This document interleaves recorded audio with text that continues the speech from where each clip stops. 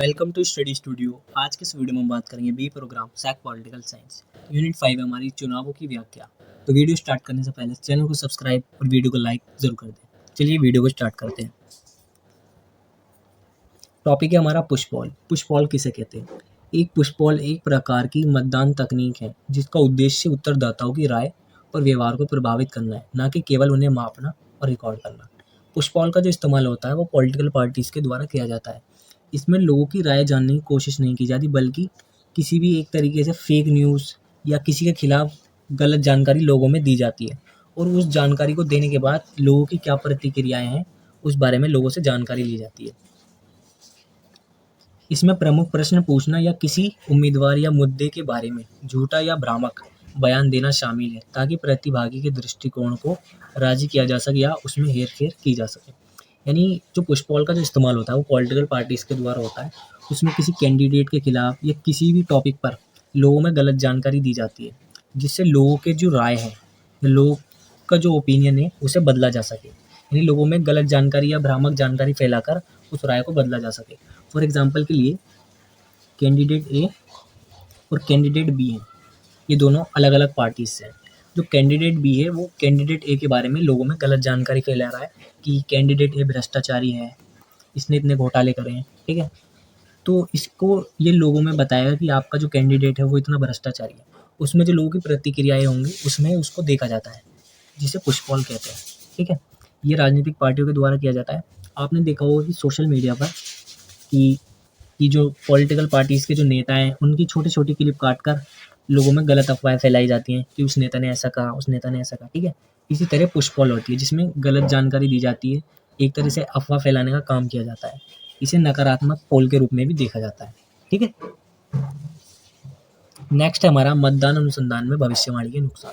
यानी मतदान अनुसंधान में जो भविष्यवाणी होती है हमारी, ओपिनियन पोल हो या एग्जिट पोल हो, उसके क्या-क्या नुकसान हैं, ठीक है। पूर्वानुमान गलत साबित होने की आशंका लगातार बनी रहती है। यानी मतदान अनुसंधान में ओपिनियन पोल हो या एग्जिट पोल हो, उनके गलत साबित होने की आशंका लगातार बनी रहती है, ठीक है। भारत जैसे बड़ी संख्या वाले देश में कोई भी चुनावी पूर्वानुमान लगाना एक कठिन व चुनौतीपूर्ण कार्य है, क्योंकि भारत की जनसंख्या इतनी बड़ी है। पूरी भारत की जनसंख्या सर्वे करना बहुत ही मुश्किल है, ठीक है। और उसमें पूरी टोटल पॉपुलेशन में से सैंपल लेकर ही सर्वे किए जाते हैं, जो कि काफ़ी मुश्किल हो जाता है, ठीक है।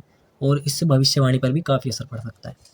व्यक्तियों के मत व्यवहार का पता लगाना एक कठिन कार्य है, क्योंकि मनुष्य अपना व्यवहार प्रतिपल बदलते रहते हैं। यानी जो हमारे जो वोटर्स हैं वो उनका जो बिहेवियर है, वोटिंग बिहेवियर, वो चेंज होता रहता है। थोड़ी देर पहले वो किसी ए पार्टी को वोट दे रहे थे और कुछ देर बाद बी को। यानी जो मतदाताओं का जो व्यवहार है वो बदलता रहता है। यानी कभी वो ए पार्टी के लिए वोट देना चाहते हैं, कभी वो बी के लिए। यानी उनके मूड के ऊपर बात है कि वो किसे वोट देना चाहते हैं, जो कि लगातार बदलता रहता है। इससे जो हमारी भविष्यवाणी यानी ओपिनियन पोल हो या एग्जिट पोल हो, उसमें गलत साबित होने की आशंका बनी रहती है। यानी मान लीजिए ओपिनियन पोल कराया, उसमें एक व्यक्ति ने कहा मुझे ए पार्टी को वोट करना है, लेकिन वो वोट दे के आता है किसे, बी पार्टी को। जिससे जो ओपिनियन पोल हैं, जो एग्जिट पोल हैं, जो हमारी भविष्यवाणी होती हैं, उसमें गलत साबित होने की आशंका बनी रहती है, ठीक है। सर्वे में भाग लेने वाले लोग यदि जनसंख्या का प्रतिनिधित्व नहीं करते, तो वे एक अविश्वसनीय भविष्यवाणी को जन्म दे सकता है। यानी जो भी हमारा सर्वे हुआ है, अगर जो भी हमारे सैंपल है वो पूरी पॉपुलेशन को रिप्रेजेंट नहीं करते, तो हमारी जो भविष्यवाणी है वो गलत साबित हो सकती है। यानी हमारा जो ओपिनियन पोल, जो एग्जिट पोल हैं, वो गलत हो सकते हैं, ठीक है। कई बार उत्तरदाता गलत जानकारी प्रदान करते हैं, जिससे पूर्वानुमान गलत साबित होता है। यानी जो भी वोटर्स होते हैं हमारे, वो हमें गलत जानकारी देते हैं। फॉर एग्जाम्पल के लिए एक इंसान ने कहा मुझसे मुझे ए पार्टी को वोट दे के आया था मैं, ठीक है, लेकिन उसने झूठ बोला, उसने वोट दिया किसे, बी पार्टी को। तो इससे जो हमारा एग्जिट पोल है वो गलत होगा। ओपिनियन पोल में भी ऐसा ही होता है कि उसने कहा कि मैं ए पार्टी को वोट दूंगा, लेकिन दे के किसा है, बी पार्टी को। इसी तरह जो हमारे वोटर्स हैं वो गलत जानकारी देते हैं, जिससे पूर्वानुमान या भविष्यवाणी हमारी गलत साबित होती है। विभिन्न वैज्ञानिक व सांख्यिकी के तरीके अपनाने के बावजूद भी विश्वसनीयता का अभाव बना रहता है। यानी सारी टेक्निक अपनाने के बाद भी जो एग्जिट पोल हैं या ओपिनियन पोल हैं उन पर विश्वास नहीं किया जा सकता, क्योंकि मेन जो है हमारे रिजल्ट है, जो इलेक्शन कमीशन के द्वारा आता है हमारा रिजल्ट, ठीक है, उस पर ही विश्वास किया जाता है। एग्जिट पोल या ओपिनियन पोल पर विश्वास नहीं किया जा सकता।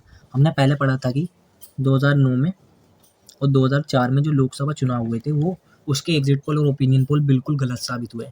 उसमें दिखा रहा था कि एनडीए की सरकार बनेगी, जबकि ऐसा नहीं हुआ। सरकार किसकी बनी? यूपीए की। यानी इसलिए जो है हमारे एग्जिट पोल, ओपिनियन पोल जो है, जो भी हमारी भविष्यवाणी है, इन पर पूरी तरीके से विश्वास नहीं किया जा सकता। ठीक है, तो यहाँ हमारा पूरा सिलेबस कंप्लीट हो जाता है और साथ ही हमारी यूनिट भी कंप्लीट हो जाती है। आई होप आपको वीडियोस पसंद आई होंगी।